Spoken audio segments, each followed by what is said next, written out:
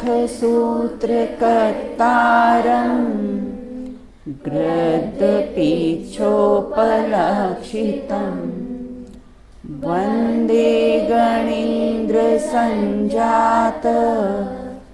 मुमा स्वामी मुनीश्वरम् मुमा स्वामी मुनीश्वरम् मोक्षमार्गस्य नेतारम् भेत्तारं कर्मभोगताम् ज्ञातारं विश्वतत्त्वानां वन्दे तद्गुणलब्धये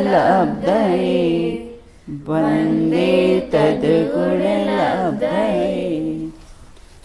अपनी चर्चा यहाँ पर तत्वार सूत्र ग्रंथ के माध्यम से आचार्य उमा स्वामी द्वारा विरचित उसके प्रथम अध्याय पर अपनी चर्चा चल रही थी। पूर्व में हमारे 5 ज्ञानों पर अपनी चर्चा चली थी। अब आज हम ये देखेंगे कि 5 ज्ञानों का विषय कौन सा है, उस पर अपन चर्चा करेंगे।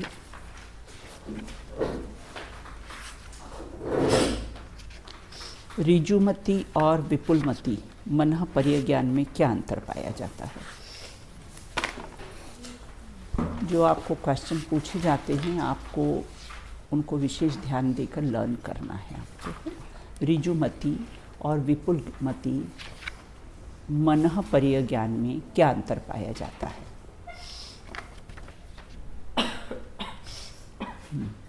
चलो हाँ बताइए बेटा।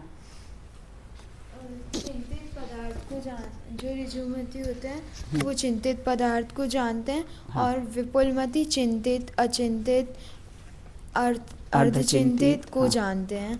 और ऋजुमति आत्मा की कम विशुद्धता होती है और विपुलमति को अधिक विशुद्धता होती है। हाँ।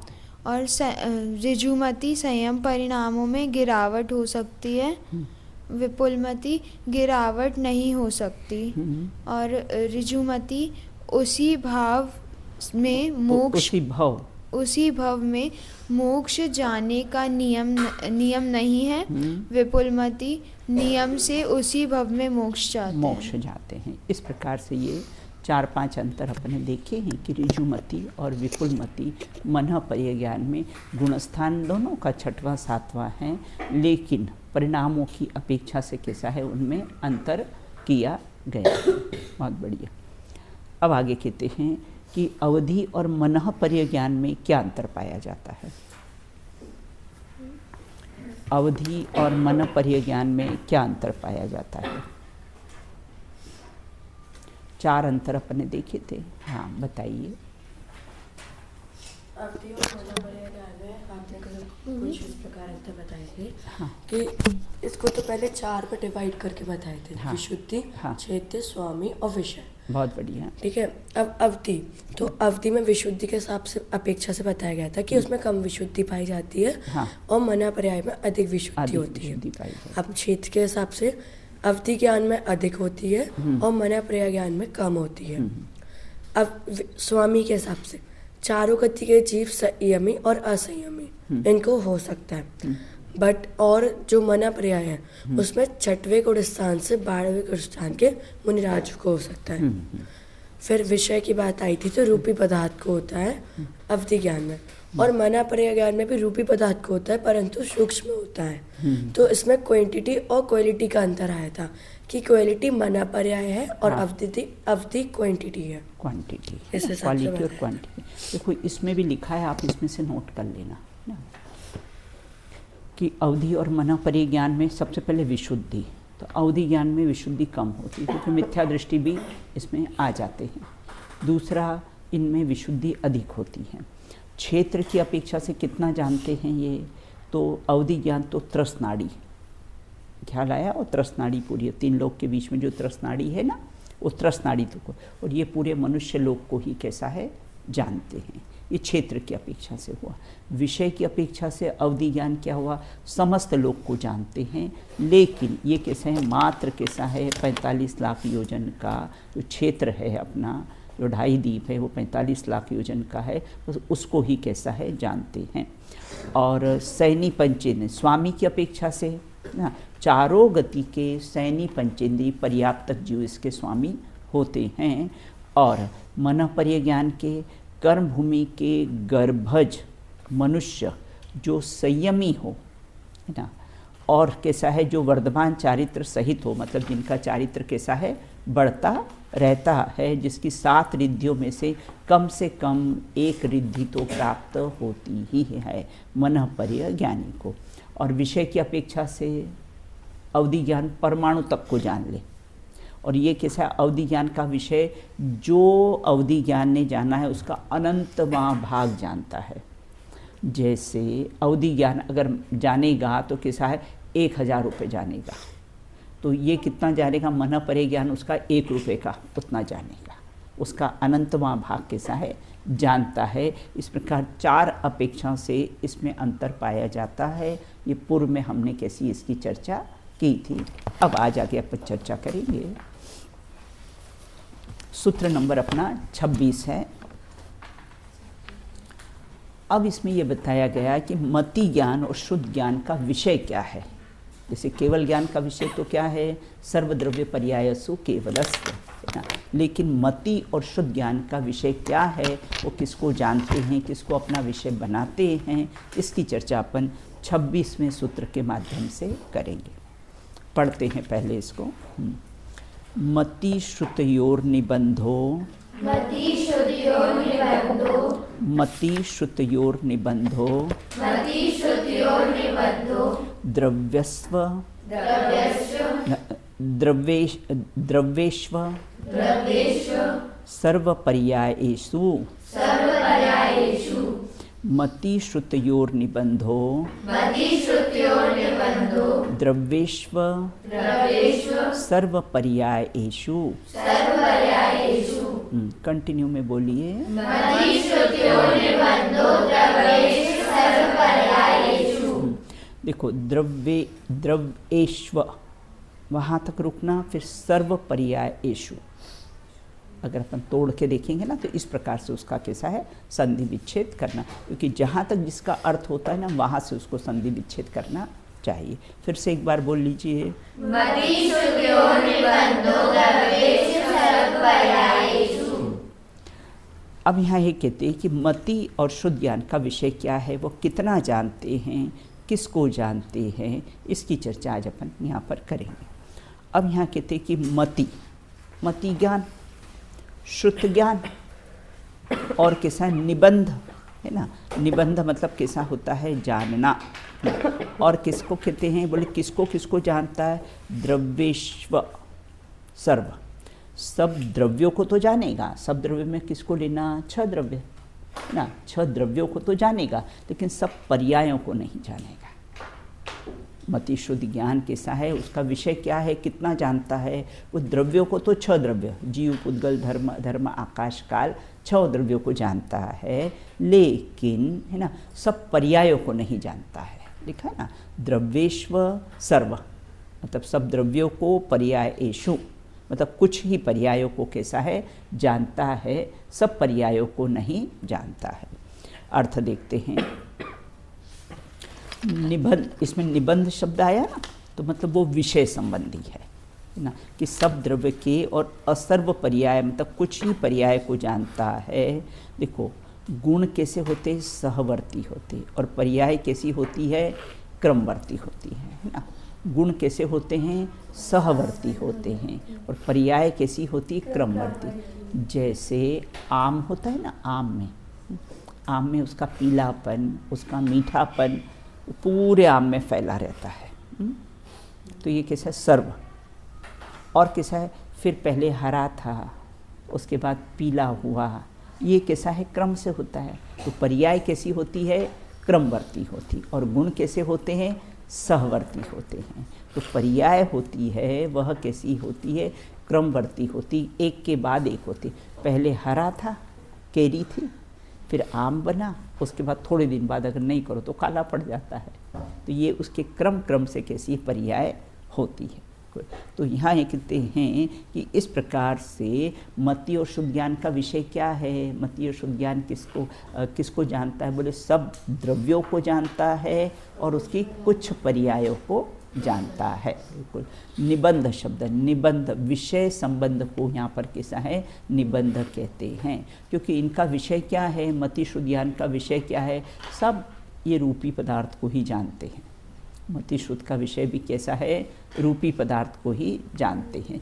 निर्णय करने के लिए मति शुद्ध ज्ञान कैसा है? होता है। और मति ज्ञान भी नहीं, शुद्ध ज्ञान में ही निर्णय होता है। मैं आत्मा हूँ, इसका निर्णय कैसा है? शुद्ध ज्ञान में ही होता है। अब द्रव्य किसे कहते हैं? जो पर्यायों के द्वारा प्राप्त किए जाएं या पर्यायों को प्राप्त होते हैं उन्हें द्रव्य कहते हैं। अभी तक आपने द्रव्य की क्या परिभाषा पढ़ी है? हाँ, अभी तक तो आपने ये डेफिनेशन पढ़ी है, लेकिन अब कैसी अलग अलग, देखो आपकी अपनी डायरी में लिख लेना। द्रव्य की अलग अलग ग्रंथों में अलग अलग द्रव्य की परिभाषा। भाव सबका एक है, मात्र शब्दों में ही कैसा है? हेर फेर होता है, बाकी भाव तो सबका एक ही होता है। तो यहाँ कहते हैं द्रव्य किसको कहते हैं? जो पर्यायों को प्राप्त होते हैं। बोले समुद्र किसको कहते हैं? जो लहरों को प्राप्त होता है, उसको क्या कहते हैं?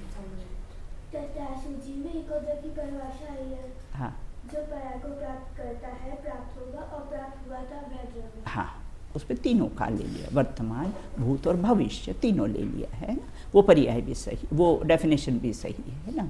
तो जो पर्यायों के द्वारा प्राप्त किए जाते हैं और या पर्यायों को प्राप्त होते हैं उन्हें द्रव्य कहते हैं ना। और एक डेफिनेशन द्रव्य की क्या है? जिसे अपना कार्य करने में किसी पर की आवश्यकता नहीं हो उसे भी द्रव्य कहते हैं। क्या कहा? जिसे अपना कार्य करने में, है ना, जिसे अपना कार्य करने में पर की आवश्यकता नहीं होती है उसे द्रव्य कहते हैं।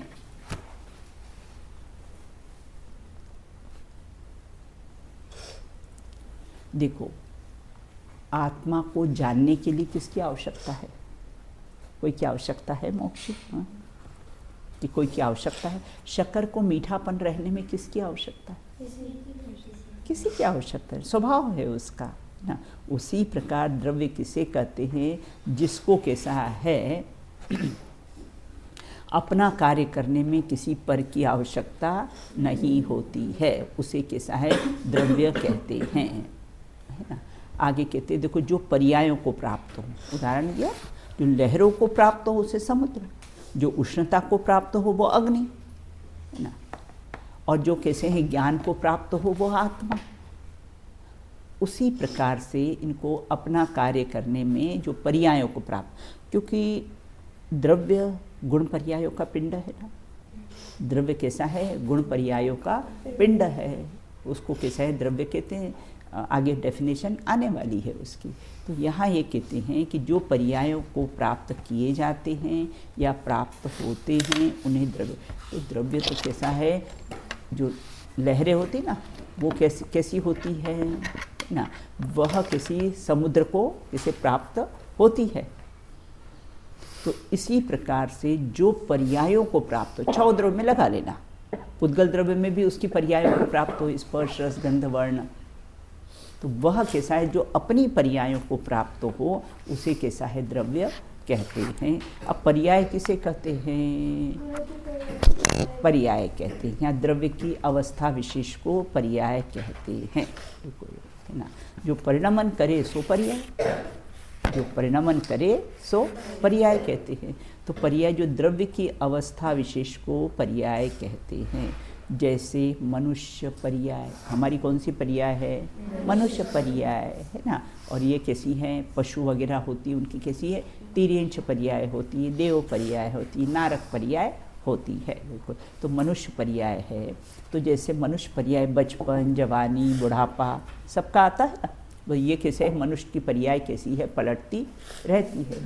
अपने आत्मा की परिभाषा पर्याय देखी था ना, आत्मा, बहिरात्मा और परमात्मा। वहाँ आत्मा की अवस्थाओं के बारे में कहा है। तो यहाँ ये कहते हैं कि जो द्रव्य की अवस्था विशेष को पर्याय कहते हैं। जैसे मनुष्य पर्याय है, पहले बचपन था आप लोग का, आप लोग कैसे यंग होने लगे हो और धीरे धीरे कैसी है बुढ़ापा, ऐसे अनंत पर्याय, एक जीव की कैसी अनंत पर्याय होती है। बोलो। ऐसी डेफिनेशन आती है कि जीव की अवस्था विशेष को गति करती है। बहुत बढ़िया, ये डेफिनेशन भी ठीक है। अवस्था मतलब पर्याय, अवस्था मतलब पर्याय, तो वो डेफिनेशन भी आपकी सही है।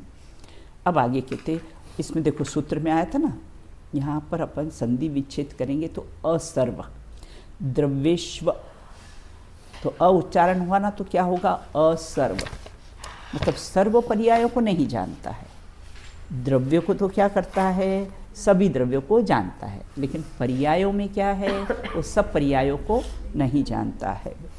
तो यहाँ ये कहते हैं असर्व पर्याय किसे कहते, जो सर्व पर्याय नहीं है उसे असर्व पर्याय कहते, मतलब कुछ ही पर्यायों को जानता है, सब पर्यायों को कैसा है, नहीं जानता है। बिल्कुल। अब देखो ना, अपन भी ना, हमने जन्म लिया, हम गर्भ में कैसे थे, हम बालक थे, है ना, तो हम कैसे रोए थे, कैसा, अब हमें कुछ याद है क्या, कुछ नहीं याद है। पिछले 2-4 साल का भी कोई बीत जाए तो हमको कैसे, तो कुछ ही पर्याय को जानता है, और आगे भविष्य की भी ना पर्यायों को कैसा है, नहीं जानते। तो ये कैसा होता है, मति शुद्ध ज्ञान कैसे सब द्रव्यों को तो जानता है लेकिन कुछ ही पर्यायों को जानता है। तो असर्व पर्याय, जो सर्व पर्यायों को नहीं, उसे असर्व पर्याय कहते हैं, अर्थात थोड़ी ही पर्यायों को असर्व पर्याय कहते हैं। बिल्कुल। अब यहाँ ये कहते हैं कुछ थोड़ी वर्तमान की जाने, है ना, और कोई वर्तमान की तो जानता है, कोई थोड़ी भूत की जाने, थोड़ी भविष्य की जाने। बिल्कुल।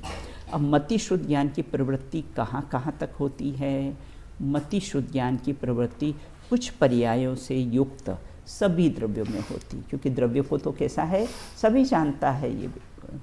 अब यहाँ ये कहते हैं कि मति शुद्ध ज्ञान की प्रवृत्ति धर्म अधर्म आकाश काल इन द्रव्यों में कैसे होती है। जीव और पुद्गल में तो हमने लगा लिया लेकिन धर्म और अधर्म आकाश काल में कैसी होती है, क्योंकि वो तो कैसे हैं, अमूर्तिक है, तो उनमें इनकी प्रवृत्ति कैसी होती है। मति ज्ञान धर्म आदि द्रव्यों में गति आदि परिणमन को तो जान लेता है। धर्म द्रव्य में किस में, गति में निमित्त है, अधर्म द्रव्य कैसा है, स्थिति निमित्त है, ठहरने में वो कैसा है, तो है निमित्त होता है। तो मति धर्म आदि गति आदि परिणमन को कैसा है, जान लेता है, जानता है, रूपी अरूपी पदार्थ को भी जानता है। इस प्रकार से शुद्ध ज्ञान भी धर्म आदि पर्यायों को जान लेता है। अरूपी देखो, पुद्गल 6 द्रव्य में कितने रूपी और कितने अरूपी हैं, 5 अरूपी है। तो रूपी पदार्थ को भी जानता है और कैसा है, अरूपी को भी जानता है। तो मति ज्ञान धर्म आदि द्रव्यों की गति अर्थात परिणमन को जान लेता। यहाँ गति का अर्थ देखो, गति का अर्थ एक तो गमन के अर्थ में भी होता है और गति का अर्थ परिणमन के अर्थ में भी होता है। तो यहाँ पर जो अर्थ लिया है वो कैसा है, परिणमन के अर्थ में लिया गया है। इस प्रकार शुद्ध ज्ञान भी धर्म आदि पर्यायों को जानता है, बिल्कुल, जबकि वो अरूपी है। धर्म आदि कैसे हैं, अरूपी है। अब मति ज्ञान धर्म आदि द्रव्यों को कैसे जानता है, उदाहरण सहित समझाइए। जीव और पुद्गल को चलने में कौन सहायक होता है, धर्म द्रव्य। जीव और पुद्गल को, है ना, जैसे आप कोई चल कर आए तो आपको धर्म सहायक है ना, और बैठ गए उसमें कैसा है, अधर्म द्रव्य कैसा है, निमित्त के रूप में रहता है। आकाश द्रव्य, आपको जितनी स्पेस लगी बैठने में वो आकाश द्रव्य है। हम क्या करते हैं, हमारी क्या भूल हो जाती है, देखो वो तो शिविर में गए थे लेकिन वहाँ तो जगह ही नहीं मिली, ट्रेन में जगह ही नहीं थी, अगर हम बैठने को नहीं देते तो ये कैसे खड़े खड़े जाते। तो वो जगह किसने दी, आकाश द्रव्य। और हम क्या मानते हैं, मैंने जगह दी, मैं नहीं देता तो खड़े होते हैं, कहाँ अभिमान करते हैं ना। वो डिपार्टमेंट किसका है, आकाश द्रव्य का है, और हम कैसे हर बात में मुंह हिलाते हैं। मैं बच्चों को पढ़ाती हूँ, पढ़ाती तो फिर सब टॉपर हो जाते हैं। सबको टॉपर बना देती ना। तो सब अपनी अपनी योग्यता से जैसा जैसा ज्ञानावरणी कर्म का जैसा जिनका क्षयोपशम हो, है ना, जैसा ज्ञान का जिसका क्षयोपशम हो वैसा वो कैसा है पढ़ते हैं। तो मति शुद्ध ज्ञान धर्म आदि द्रव्यों को कैसे जानते हैं? जीव पुद्गर को चलने में धर्म द्रव्य कैसा होता है? सहायक होता है। रुकने में अधर्म द्रव्य, अवकाश में कैसा है? आकाश द्रव्य। मम्मी ने बड़ा किया, 16 साल में 16 साल के हो गए तो मम्मी पापा ने कौन सा बड़ा किया, लेकिन ऐसा उनको नहीं बोलना, है ना, आपने ही बड़ा किया है ना। उपकारी का उपकार अवश्य मानना चाहिए। मायची अपनी, है ना, ऐसा नहीं कि हम तो 16 साल के हो गए तो 16 साल में आपने क्या, 16 साल थे 16 साल के हो गए, आपने क्या बड़ा किया। तो यहाँ कहते इस प्रकार से नहीं है। तो आकाश द्रव्य परिवर्तन के लिए कैसा है? काल द्रव्य, जो परिणमन हो रहा है ना, पहले बचपन था, फिर जवानी आई या वृद्धावस्था, ये सब परिणमन हो रहा है, उसमें कौन निमित्त है? काल द्रव्य। तो काल द्रव्य ये सब क्रियाएं देखी जाती हैं, इसलिए मति शुद्ध ज्ञान धर्म आदि द्रव्यों की पर्यायों को जानता है। जैसे जल की पर्याय कैसी है? तरंगे। समुद्र की पर्याय कैसी है? लहरें, ना। अग्नि की पर्याय कैसी है? उष्णता, ना। तो इस प्रकार से यहाँ ये कहते कि मति शुद्ध ज्ञान भी सब धर्म आदि सब द्रव्यों को कैसे जानता है, तो इस प्रकार से कैसा है जानता है, इसकी चर्चा अपन ने कर ली है। इसमें विशेष मतलब बात यह है कि मति शुद्ध ज्ञान, एक तो द्रव्य किसे कहते हैं, दूसरा मति शुद्ध ज्ञान की प्रवृत्ति धर्म अधर्म आकाश काल द्रव्यों में कैसी होती है। अब आगे कहते हैं, अब अवधि ज्ञान किसको जानता है? अब सब पांचों ज्ञानों का विषय बता रहे हैं कि अवधि ज्ञान किसको जानता है? रूपिस्वधे। पढ़िए, बोलिए, रूपिस्वधे। रूपिस्व वह है ना, स्व रूपिस्वधे। एक बार फिर से बोल लीजिए। अब कहते अवधि ज्ञान किसको जानता है? बोले रूपी पदार्थ को जानता है।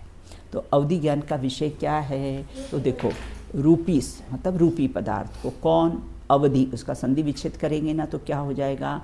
अवधि। तो अवधि ज्ञान का विषय क्या है? वो रूपी पदार्थ को जानता है। अवधि ज्ञान की प्रवृत्ति रूपी पदार्थ से होती है। अवधि ज्ञान रूपी द्रव्य को ही जानता है। हमको ऐसा लगता है कि काश हमें अवधि ज्ञान प्राप्त हो जाए, तो किसको जानोगे? पुद्गल को जानोगे। तो पुद्गल को जानना है कि आत्मा को जानना है? हाँ, अपने को तो कैसा है, अपना ध्येय, अपना लक्ष्य। अपन जैन कुल में जन्म लिया है, ये मनुष्य पर्याय मिली है, तो हमारे जीवन का प्रथम लक्ष्य है कि हमें भगवान बनना है। कोई को सीए करना है, किसी को क्या क्या करना है, सब करना है ना सबको, बिल्कुल वो तो ठीक है, लौकिक में आपने अपना लक्ष्य बनाया, ठीक है, लेकिन प्रथम और अंतिम लक्ष्य हमें भगवान बनना है। ये हमारा कैसा है? लक्ष्य होना चाहिए। तो यहाँ ये कहते अवधि ज्ञान रूपी पुद्गल कर्म सहित संसारी जीवों की कुछ ही पर्यायों को जानता है, सब पर्यायों को नहीं जानता है। मति शुद्ध अवधि ज्ञान में विशेष अंतर क्या है? मति शुद्ध और अवधि ज्ञान में, मति देखो अवधि ज्ञान तो मात्र रूपी पदार्थ को ही जानता है, तो फिर वह जीव के बारे में कैसे जान लेता है? क्या प्रश्न है? वो तो अरूपी पदार्थ को जानता है, लेकिन फिर जीव के बारे में कैसा जान लेता है? अवधि ज्ञान से लगा लेते हैं ना, अवधि ज्ञान से। वहाँ नरकों में भी अवधि ज्ञान लगा लेते हैं, को अवधि लगा लेते हैं, आपने हमारे साथ ऐसा किया था, आपने हमारे साथ ऐसा किया था। अवधि ज्ञान से भी लगा लेते हैं, अरे पूर्व में इसने हमको कैसी ऐसी हेल्प की थी, तो अपने को भी कैसा हेल्प करने का भाव आता है। तो इस प्रकार से प्रश्न ये है कि अवधि ज्ञान मात्र रूपी पदार्थ को जानता है, फिर जीव के बारे में वो कैसा जानता है? अवधि ज्ञान कर्मों को जानता है, और कर्म कैसे होते हैं? रूपी। देखो प्रश्न महत्वपूर्ण है, देखना उसको, है ना, कि अवधि ज्ञान मात्र रूपी पदार्थ को ही जानता है, और फिर कैसा, फिर जीव के बारे में वह कैसा जान लेता है? तो लेकिन अवधि ज्ञान तो कर्मों को तो जानता है, और कर्म कैसे होते हैं? रूपी होते हैं। लेकिन कर्म और जीव के साथ एक क्षेत्रावकाश संबंध है ना, कर्मों का और जीव का कैसा है, एक क्षेत्रावकाश संबंध है ना। ये 9 कर्म है ना, शरीर कैसा है 9 कर्म है, और आत्मा है इसका कैसा है एक क्षेत्रावकाश संबंध है। एक क्षेत्रावकाश संबंध अर्थात जैसे दूध और पानी का कैसा संबंध है, एक क्षेत्रावकाश संबंध है। हाँ मोक्षी को फिर कर्म को अपन अरूपी क्या देख नहीं सकते, उसका उदय तो दिखता है, उदय दिखता है, इससे निर्णय होता है कि रूपी है। उदय दिखता है ना, कर्म का उदय दिखता ना, किसी को अच्छा उदय आता है, किसी को बुरा उदय। कौन सा? हाँ हाँ हाँ। अपने कर्म को पुद्गल कहा है, कर्म को पुद्गल का परिणाम कहा है ना। तो पुद्गल कैसा होता है, रूपी होता है ना, इसलिए उनको कैसा है रूपी कहते हैं।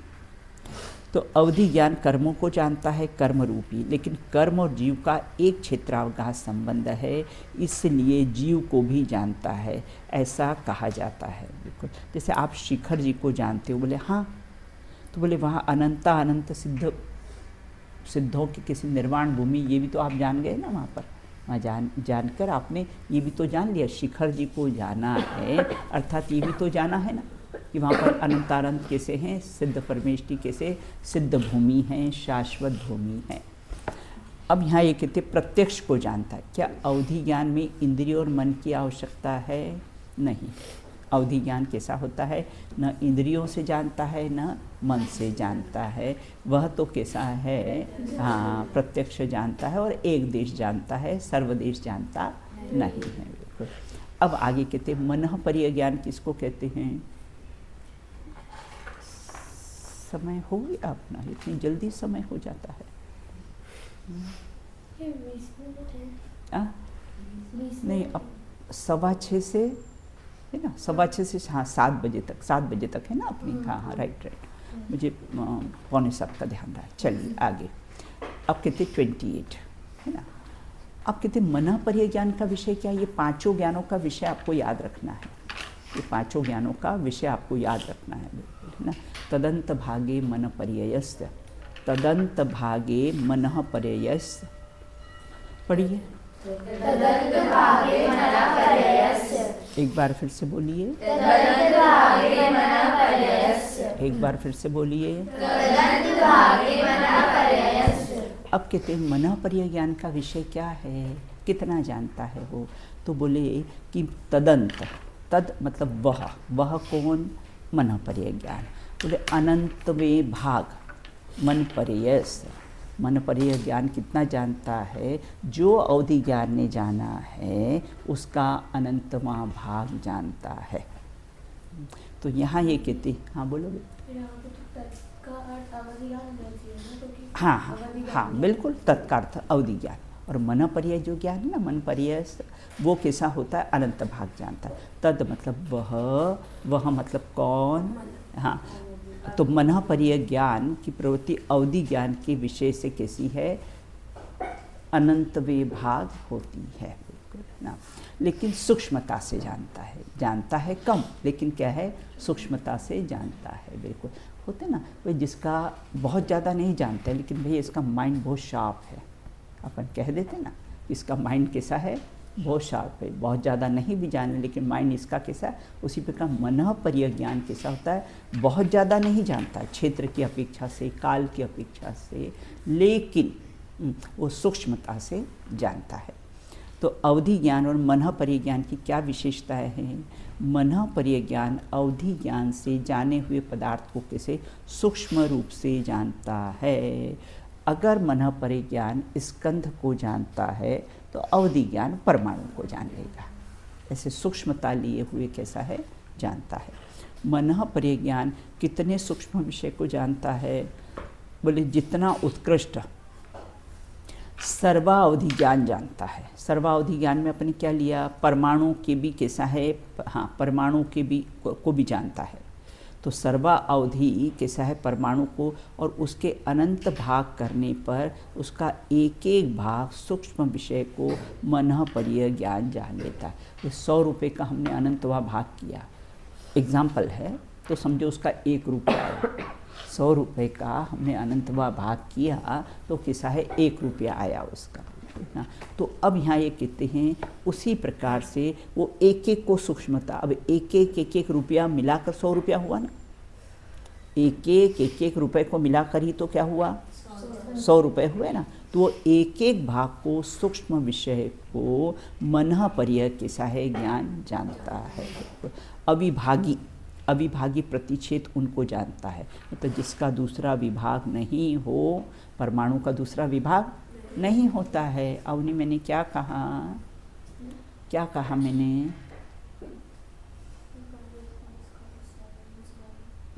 उपयोगी इधर रखो। तो एक एक भाग सूक्ष्म विषय को कैसा है मनः पर्यय ज्ञान जानता है। क्या मनः पर्यय ज्ञान मन में स्थित अमूर्तिक द्रव्य को भी जानता है? अब ये बताइए क्या मनः पर्यय ज्ञान मन में है ना स्थित जो अमूर्तिक पदार्थ को भी जानता है? बोले मनः पर्यय ज्ञान मन में स्थित रूपी पदार्थ के संबंधित पर्याय को ही जानता है, अमूर्तिक द्रव्य को नहीं जानता है। ये मनुष्य पर्याय है, इसको तो जान ले, ये क्षण क्षण बदल रही है उसको तो कैसा है जान ले, लेकिन इसके अंदर जो आत्मा है उसको कैसा है नहीं जान सकता है। तो अमूर्तिक द्रव्य को कैसा है नहीं जानता है। बिल्कुल विचार व विकल्प रूप तो कैसा है सब पुद्गल परमाणु ही है। तो इस प्रकार से यह कैसा है मनः पर्यय ज्ञान का विषय हुआ। अब कहते केवल ज्ञान का विषय क्या है? सब लोग याद रखिए 5 ज्ञानों का 5 विषय मैं पूछूंगी आपसे। बिल्कुल तो केवल ज्ञान का विषय, केवल ज्ञान कितना जानता है? केवल ओनली है ना। तो किसको जानता है? हाँ, तो क्या सूत्र में आया है? सर्वद्रव्य पर्यायेषु केवलस्य। हाँ बोलिए, सरल है सूत्र। एक बार और बोलिए। एक बार और बोलिए। अब कहते केवल ज्ञान का विषय क्या होता है? अपने पूर्व में पढ़ा सहवर्ती गुण और क्रमवर्ती पर्याय। अब कहते केवल ज्ञान सर्वद्रव्य, सूत्र से अर्थ देखना। सब द्रव्य में क्या आ गया? जीव पुद्गल धर्म आकाश काल 6 द्रव्य कैसे आ गए। और पर्यायेषु अर्थात सर्व द्रव्य को और सर्व किस में लगा लेना? पर्याय में भी लगा लेना। तो सर्व पर्यायेषु कैसा केवलस्य, वो केवल ज्ञान का विषय है कि सब द्रव्यों को और उसकी कैसी सब पर्यायों को जानता है। अब कहते केवल ज्ञान की प्रवृत्ति सब आपको सूत्र से अर्थ करते हुए आना चाहिए। मैं आपको बताती हूँ एक एक सूत्र से डायरेक्ट आपको अर्थ बताती हूँ, तो आपको कैसा संधि विच्छेद करना, कहाँ उसका अर्थ लगाना। तो सब द्रव्य को और उसकी सब पर्यायों को केवल ज्ञान का विषय है। जिस पदार्थ का नाश हो चुका है, जो अभी उत्पन्न नहीं हुए हैं और आगे जो उत्पन्न होंगे, उन सबको ही जानता है ना। क्या कहा? जो पदार्थ नष्ट हो चुके, मतलब भूत के, जो अभी वर्तमान में है वो वर्तमान के, और भविष्य में होंगे, उन सब कैसे है द्रव्यों को कैसा है जानता है। और उनकी भविष्य में कौन सी पर्याय उत्पन्न होने वाली है उसको भी सब जानते। नहीं जानते तो कैसा मालूम पड़ा कि कैसा सैनिक राजा अभी नरक में हो और भविष्य में तीर्थंकर होंगे। अगर नहीं जानते ना तो कैसे बता देते? अपने तो आगम में आया है ना, अभी तो नरक में है लेकिन भावी तीर्थंकर होंगे, तो आगे की पर्यायों को भी जान लिया है ना।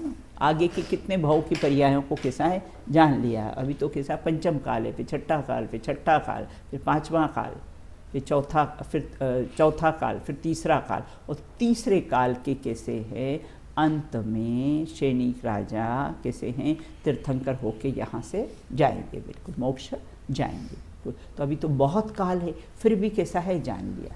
देखो इतना तो अपन भी जान लेते ना कि आज संडे है तो कल क्या है, इतना तो अपन भी और आगामी भी जान लेते। जनवरी का पूरा साल भर का जान लेते हैं, जनवरी, फेब, मार्च सब है।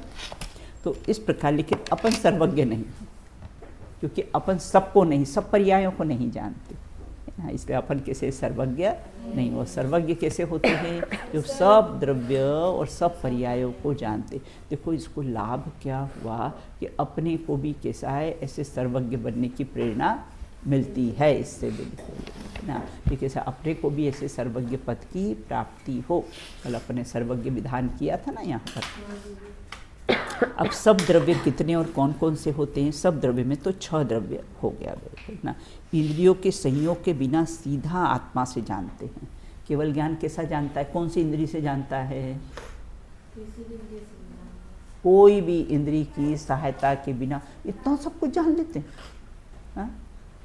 हम तो इंद्री से, आँख चक्षु इंद्री से हमारे नीचे काला डॉट लगा तो नहीं जान सकते। उसको जानने के लिए हमें मिरर की आवश्यकता पड़ती है। और वो तो कैसे है? सब द्रव्यों को और सब पर्यायों को, भूत वर्तमान भविष्य की सब पर्यायों को जान लेते हैं। जान नहीं लेते तो कैसे बताते? वर्तमान योग पूरा साक्षी है ना, सारे के भविष्य के बता दिए ना। ये आगामी 24 कौन होगी? वो तीर्थंकरों के नाम, उनके माता पिता के नाम, उनके वैराग्य के कारण वो सब आगम में आ गया है। जो आगामी 24 कौन सी होने वाली है। तो अगर नहीं सब जानते तो बताते कैसे? और बताते नहीं तो अपने आगम में कैसे आते? वीर हिमाचलते निकसी गुरु गौतम के मुख कुंड ढरी है ना। तो वहाँ से निकली हुई प्रसारित हुई दिव्य ध्वनि में से निकली और गंधर्वों ने उसको गूथा और उसके बाद लिपिबद्ध करके जिनवाणी हमारे पास आ गई है।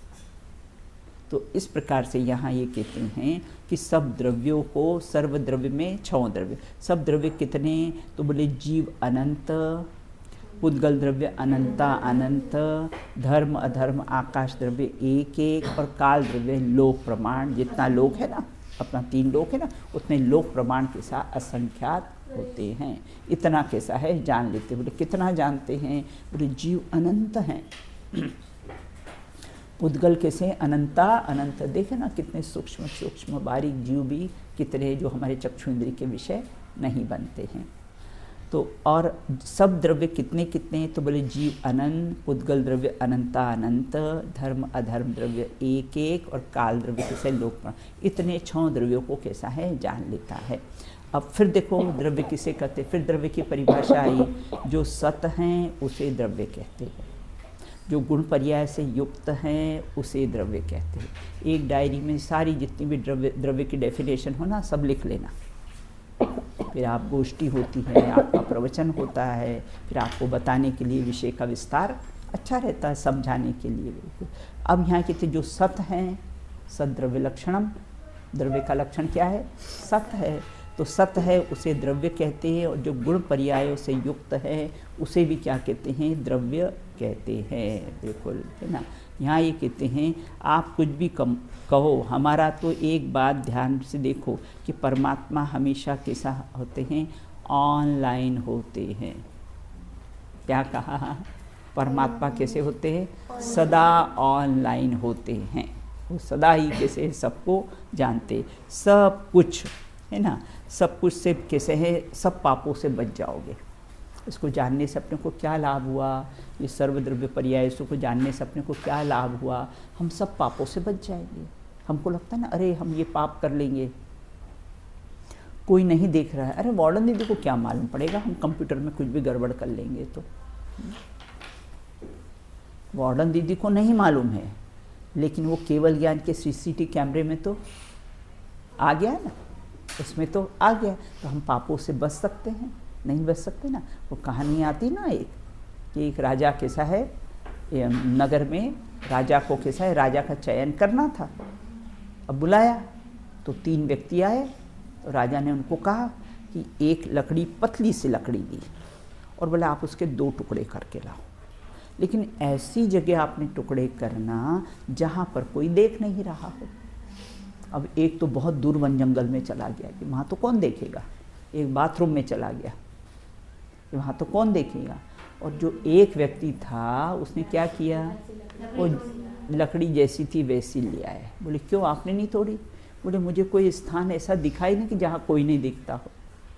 भगवान तो सब दूर देख रहे हैं ना, सर्वज्ञ के ज्ञान में तो आ रहा है। यहाँ हम पापों से बच जाएंगे, लेकिन सर्वज्ञ के ज्ञान में तो कैसे बचेंगे नहीं, वो केवल ज्ञान का विषय तो बच रहा है। अपने यहाँ लिखा है ना, अन्य क्षेत्रम कृतं पापम बुझते और धर्म क्षेत्रम कृतं पापम वज्रलेपो भविष्यति। अगर हमने कहीं जगह पाप किया हो तो अपन क्या करते हैं, मंदिर में आके प्रायश्चित करते हैं ना। और अगर अपन तो मंदिर में ही रहते और यहाँ मंदिर में पाप करेंगे तो कहाँ धोने जाएंगे, उसको कहाँ नष्ट करने जाएंगे, कहीं नष्ट करने जाएंगे नहीं जाएंगे ना। तो इस सूत्र को पढ़ने से सबसे बड़ा लाभ ये होता है कि हम कैसे हैं पापों से बच जाते, और सर्व भगवान कैसे हैं, सदा ऑनलाइन है, सीसीटीवी कैमरे लगे हुए हैं, सब बराबर उसमें कैच हो रहा है। तो इस प्रकार से कोई भी पाप करना नहीं, हिंसा, झूठ, चोरी, कुशील, परिग्रह, ये 5 पाप बताए ना, स्थूल रूप से तो कैसा है। और अगर एक पाप छोड़ दोगे ना, अगर आपने नियम ले ले कि झूठ नहीं बोलेंगे, एक ही नियम ले लो, तो कैसे आप सब पापों से बच जाओगे। अगर आपने एक भी नियम ले लिया तो कैसा है, आप सब पापों से बच जाओगे। इसलिए जीवन में मैंने नियम ले रखा है कि मैं झूठ नहीं बोलूँगी, कोई भी परिस्थिति हो मैं झूठ नहीं बोलूँगी। बहुत निशंक रहते हैं, कोई डर ही नहीं अपने को, और जो बात हो तो लॉजिक से कहते हैं बिल्कुल, है ना। अब जैसे ब्रह्मचारी होते हैं बिल्कुल, तो अपने को तो कैसा है, उन्होंने खुद ने नियम लिया है ना कि बहनों से दूर रहना, ना बहनों की तरफ देखना, ना बहनों से बात करना, तो फिर अपने को तो उनके नियम में सहयोग करना चाहिए ना। अपने क्यों मिलने के लिए उनसे करना, ब्रह्मचारी से मिलने गए, भाई हो तो बहनों से मिलने गए, बहन हो तो भाइयों से मिलने गए, बिल्कुल नहीं। जब उनका स्वयं नियम है तो अपन क्यों उसका नियम संयम भंग करें। तो अपने को तो ब्रह्मचारियों से मिलने जाना ही नहीं चाहिए, वो स्वयं दूर रहते हैं, तो अपने को क्या है कि अपन कैसा है उनसे मिलने जाओ और करने जाओ। तो बराबर शील की मर्यादा रखना। गुरुदेव श्री से कोई भी बहनें मिलने नहीं जा सकती थी, ऐसा कड़क नियम था उनका बिल्कुल। एक छोटी सी बालिका भी हो ना बेटा, अगर 1.25 महीने की हो, और अगर कोई सोचते चलो गुरुदेव का जरा आशीर्वाद ले ले, तो सबसे पहला क्वेश्चन, लड़का है कि लड़की, दिकरो छे या डिकरी। लड़की है गेट के बाहर, इतनी कड़कता से 18,000 शील के दोष होते हैं, तो इतनी कड़कता से पालन करने वाला तो मुझे आज तक कोई नहीं दिखा। हाँ। जानते हो, आपने उनकी सभा नहीं देखी है बेटा, है ना। जो जहाँ बैठते थे ना, इधर भी मतलब अपनी नज़र जहाँ तक जाए वो सब भाई दिखना चाहिए। ये अपने डिवाइडर अपने लगाए ना, ये सोनगढ़ की ही परंपरा है। वहाँ पर कैसे ऐसे डिवाइडर लगे हैं बिल्कुल, बहनें अलग और भाई अलग, और गुरुदेव जितनी जहाँ तक बैठते थे ना, वो सब आसपास बहनें दूर, इतनी सीमा मर्यादा रहती। तो अपने को भी लाइफ में भी कभी वो ब्रह्मचारियों से मिलने जाएं, ये करें, अपन बहन है ना। कोई भाई हो तो ब्रह्मचारिणी बहनों से मिलने जाए, वो भी उचित नहीं है। उन्होंने नियम लिया है तो क्यों अपन उनके शील को भंग करें, बिल्कुल दोष लगता है ये सब इसमें, है ना। तो चलिए बिल्कुल, यहाँ ये कहते हैं समय अपना हो गया है, शेष चर्चा अपन कैसी है बाद में करेंगे। तो यहाँ अपन ने क्या किया है, 5 द्रव्यों के कैसे 5 ज्ञान के विषय लिए। तो मति शुद्ध ज्ञान का विषय क्या है, रिवाइज थोड़ा सा करते हैं 2 मिनट में। मति शुद्ध ज्ञान का विषय क्या है, कितना जानता है?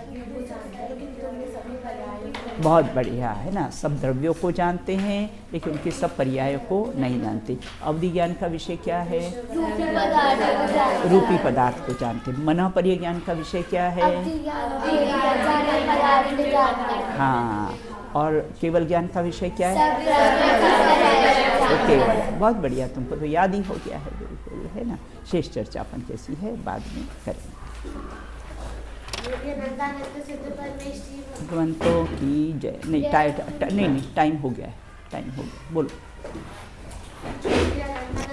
परमेश्वरी भगवंतों की जय हो। नित्य बोधनीय द्वादशांग में जन्मानी माता की जय हो। वन में विचरण करते हुए भावलिंगी संतों की, तत्वास सूत्र जी महान ग्रंथ की, तत्वास सूत्र रचयिता आचार्य उमा स्वामी की,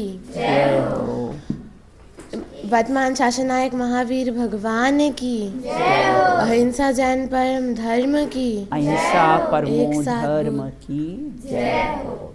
एक साथ बोलिए जय जय जय जय।